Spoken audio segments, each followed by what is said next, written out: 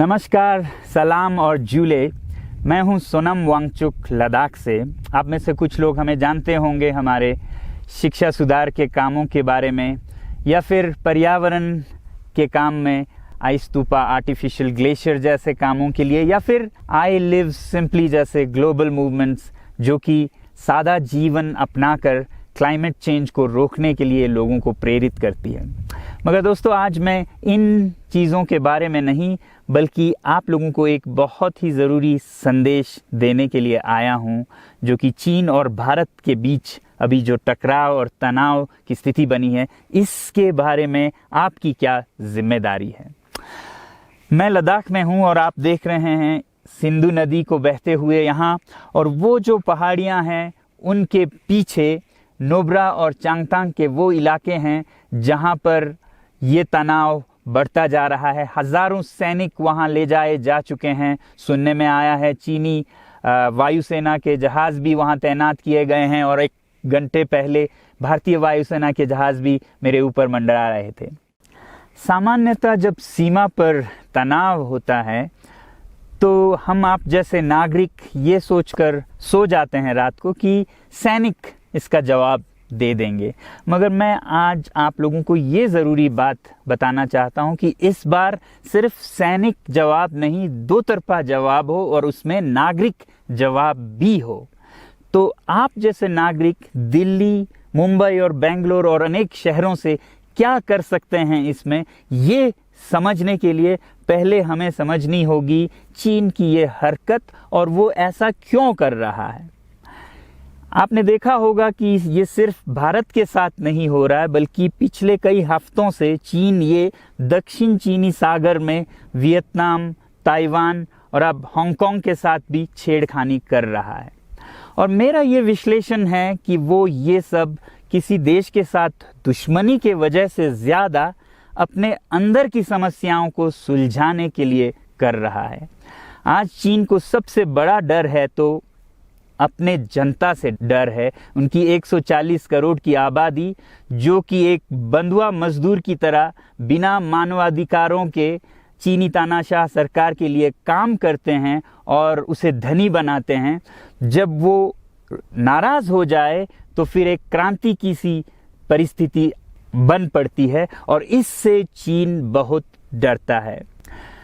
आज कोरोना के प्रकोप के बाद चीन में फैक्ट्रियां बंद हैं, एक्सपोर्ट्स बंद हैं और बेरोजगारी 20% तक बढ़ चुकी है। लोग बहुत नाराज़ हैं, क्रांति हो सकती है, तख्ता पलट हो सकता है। इसीलिए चीन पड़ोसियों से दुश्मनी करके अपनी जनता को अपने साथ जोड़ने में लगा हुआ है, और ये पहली बार नहीं कर रहा है। 1962 में जब भारत के साथ जंग की तो वो जंग भी उसने अपने जनता को संभालने के लिए की थी। तब 4 साल का अकाल और भूखमरी हुई थी, और इससे ध्यान हटाने के लिए ये जंग की थी।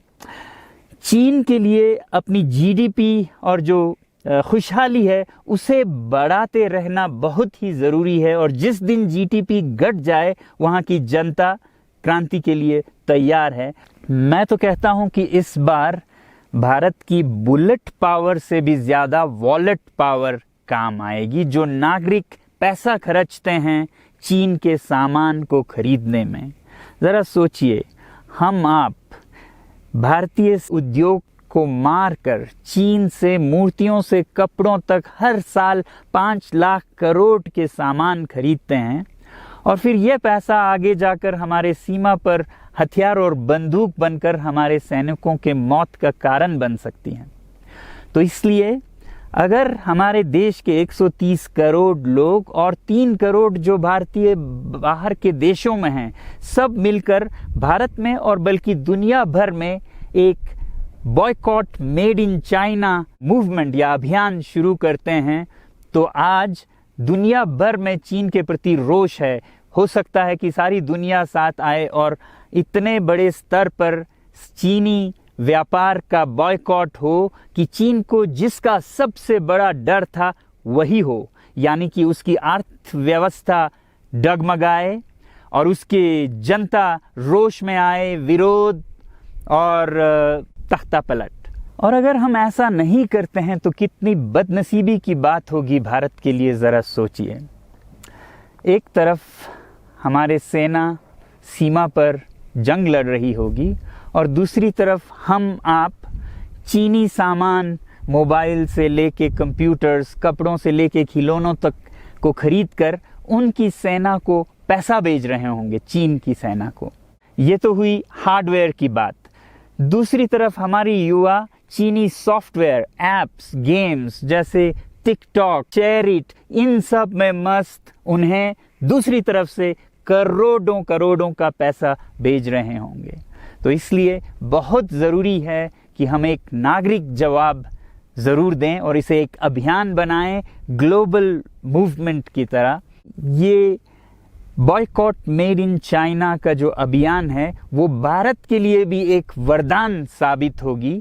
जैसा कि हमारे प्रधानमंत्री ने एक विजन हमें दिया था स्वावलंबन का, सेल्फ रिलायंस, वो तब हो सकता है जब हमारे अपने उद्योग फलें फूलें।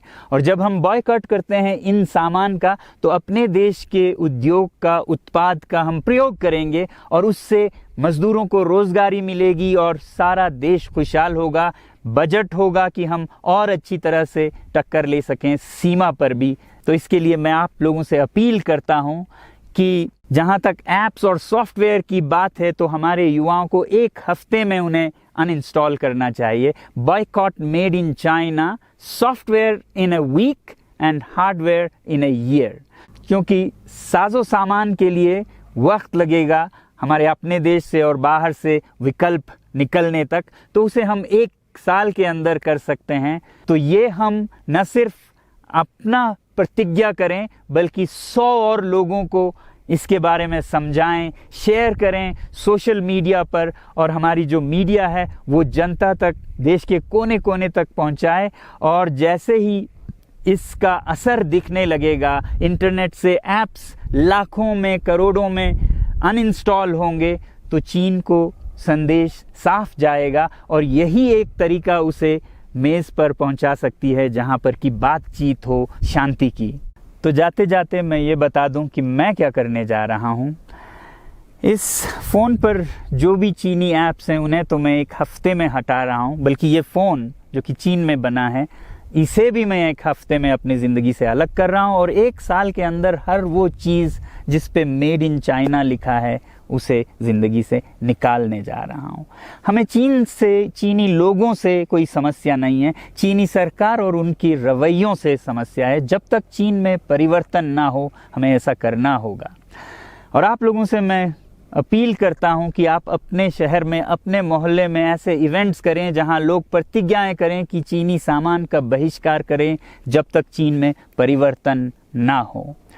और मैं सालों से कहता रहा हूं कि 21वीं सदी में देश के लिए जान देने की नहीं बल्कि ज़िंदगी देने की ज़रूरत है। लद्दाख में बढ़ते हुए ये देश के लिए जान देने का कारोबार बहुत देखा, और जहां एक तरफ मैं सलाम करता हूं उन लोगों के लिए, उन लोगों को जिन्होंने देश के लिए जान दिया, मगर इस 21वीं सदी में मेरा ख्याल है कि देश के लिए जान देने की नहीं, ज़िंदगी देने की ज़रूरत है।